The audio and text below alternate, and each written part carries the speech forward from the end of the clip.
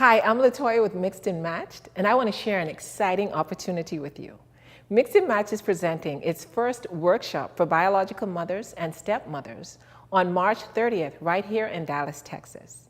So if you're a biological mom or a stepmother, or if you know of biological moms and stepmoms, then we encourage you to get registered for this event, where you'd be given tools to help you navigate through blending a family well. We have tools for grief resolution, effective communication, and resolving conflict. So we encourage you to get registered today so you can have assistance in blending your family well. Oh, family is unity, sharing one commonality, building love with sincerity, each one connected to show God's love. Welcome back to Mixed and Matched. I'm Latoya, and as always, we're delighted to have you with us today. So here on Mixed and Matched, we're excited about helping blended families blend well. Now, if this is your first time joining us, I want to encourage you to visit our YouTube page and look at our video that tells you more about the mission, the vision, the heart behind what we do here at Mixed and Matched. But today, I am excited because I get to interview my friends, Janet, Eric, and Erica, as they share their story of adoption. This is the first for us on Mixed and Matched that we're actually going to get to air an adoption story. So we're excited to share this with you today. Thank you so much, Eric, Janet, and Erica for joining us today. You're welcome. So let's start off with what prompted you to adopt first? Well, we lost a son in 2004, and after that we had decided we would put it in God's hands as to which direction we would go, and the Lord led us to adoption. Great. I mean, not great that you lost a son, Right. but great that out of that, the Lord was able to use it to allow you to open your heart, that He may use you in another way. Right. So thank you for that. So once you made that decision, because I know the adoption process is not easy. It seems easy when you have a child in your hands and in your heart, but the process is not easy. So what would you say, and Eric, you can chime in on this too, what would you say was the greatest challenge once you made that decision? Well, there's a lot of paperwork, a lot of interviewing, things like that. People have to come to your house and make sure it's safe for the kids. So not much privacy. No.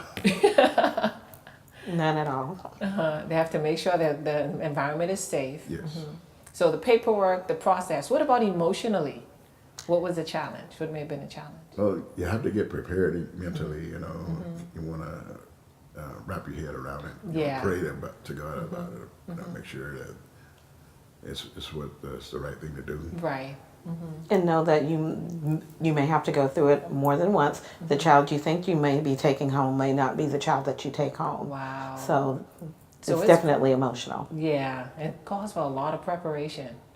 That is so true. But so now those were challenges and you were able to get past those. So what helped you get past those challenges? What would you say? Prayer. A lot Prayer. of prayer, keeping it in God's hands. Yeah. You have to have God through any journey that you plan on taking. Right. Prayer and Erica says, yes, Mom, that is so true. Thank you, Erica. That is so true. So what about you? What would you say have been the greatest blessings in adopting? Erica would be the greatest blessing out of it. I mean, just knowing the love that's unconditional. Yeah. And What would you say, Erica, has been the greatest blessing? Yeah, it's, as she said, Same having a child. Just and, having a child. And this child with such a vibrant personality. Yes. Erica is just full of life. Just amazing and beautiful. So Erica, I'm glad you're able to be here today because I know you're going to help us share some light on what it feels like to be adopted. You know, so when you think about the fact that you have these beautiful parents that have loved you and brought you into their lives, but you know you also have a biological mom, like, what are your feelings about that? So I think of it as my mom and dad that are sitting here. They loved me, so they took me in, and they passed the test, and I was like, it's ecstatic that I had someone to take me in, and how my mom tells me that my mom was sleeping on couches and with another daughter. I feel like I would like to beat her. but I feel like that she did it for the best. Yeah. And like I said, I probably wouldn't have a dad, and I do now, and I feel like that's a good opportunity because every girl needs a dad. Oh, that is so precious, Erica. Thank you so much for sharing that. So there are other children that may be watching this right now that have been adopted, and they may be going through some rough things, like, you know, challenges. So what would you say to them, I a would child say that's that- watching? Oh, sorry.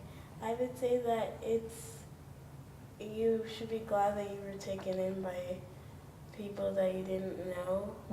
And even if you're like older, like 15 or something, and you just got taken in, you should be happy because most people don't want to take in teenagers. It must have been because of God. God wanted you to be taken in by another family. So everything's done for a reason. Right. Very good. Very good. Excellent. So Erica, how old were you? Because you know your whole story. Your mom and dad shared everything with you. So how old were you when you were adopted?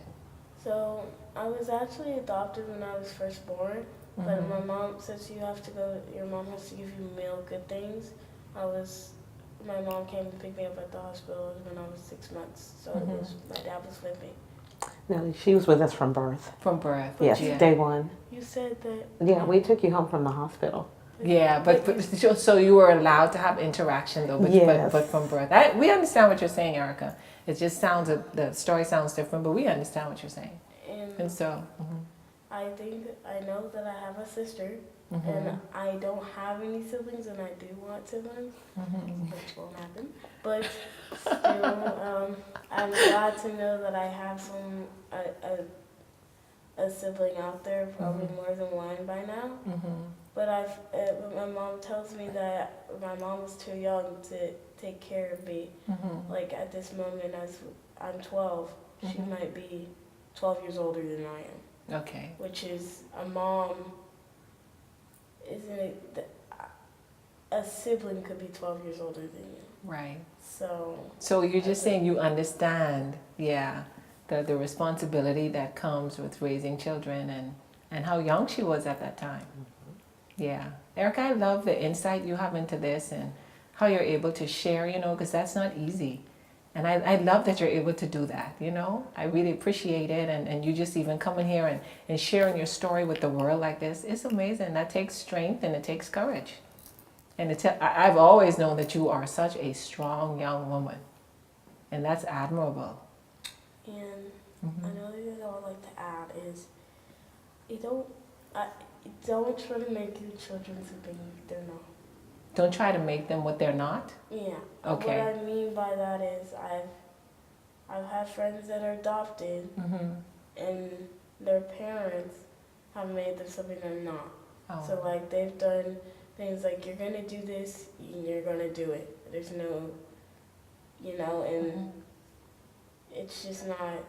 That's not who they are. Yeah. It's So they not- should take more time to get to learn the child. Yeah, it's not healthy. I just have friends that they'll cut themselves and do things that are not healthy because their parents don't care, and then they be adopted, and the parents don't care then. So I feel like if you get mad at your kid, you need to actually have some hope, have some talking, not just getting mad at them and leaving them. Yeah. And some patience. Yeah, patience. Patience, A yeah. lot of it, because being adopted, there's going to be a lot of mixed emotions. I have mixed emotions, especially when it comes to your birthday. You're like, well, my mom isn't here. Everyone else's mom's here. And so, yeah. Even though I do have parents that love me, I still want to know. Right. Like that's still a real thing. Right. And you're saying parents need to remember that when you adopt a child, they're dealing with all of these things in the background. You know, even though you're grateful that God gave you parents that love you enough to bring you in.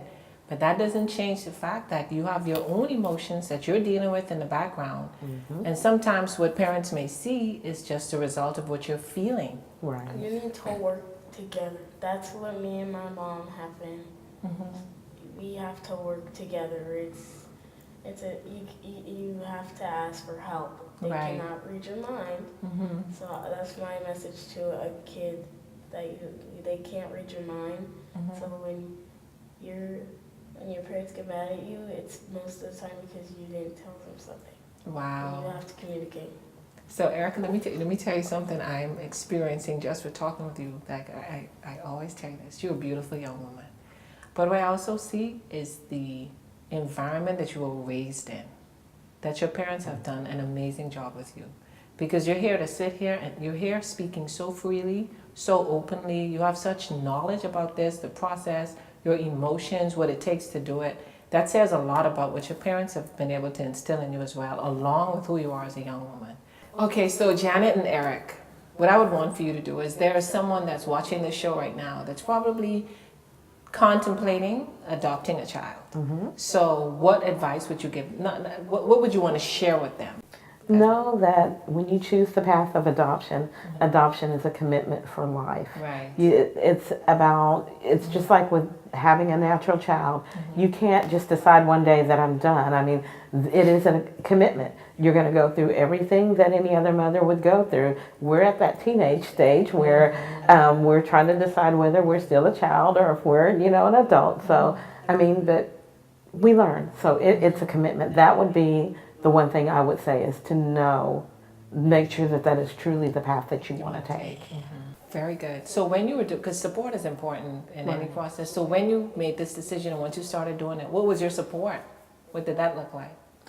I mean, for us, since we went through a Christian adoption agency, one of the first requirements was having the church in your background, and they go to the church first before you're even approved for an interview. And then once you pass that step, then you go into the next step of the paperwork. And I mean, it's a pro because they are searching deep into your background. You're having to write biographies about yourself. You're having to create a photo album. You're basically putting your lives in the pictures because a birth mom has to go through this book and decide, is this where I want my child to be?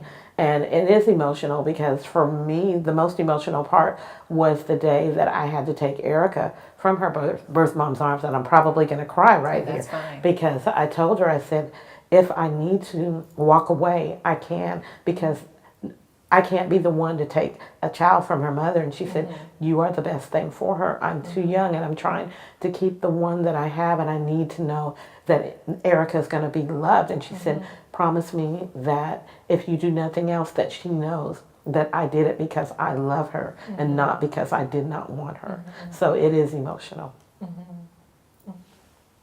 Oh, sweet. I'm sorry, I don't want to make you cry. Oh but no, this is a tender situation, and tears are almost expected, because of the enormity of the emotion of it. So don't complain. I mean, don't apologize. That's fine. And people that are watching need to understand, if they're making this decision, how much emotion it requires. It does. And how you need to prepare for this. Right. But I really appreciate the fact that this agency you use almost demands that you have support before going into this. They're saying if you don't have support, we're not even going to look at you. Exactly. Because you need that support. Right. So that's great. I like that they have that kind of focus as a Christian agency, That's amazing. So Erica, thank you so much for being here today. This has been a blessing, getting to hear your heart and having you share your heart with other children that may be watching this show. That's amazing.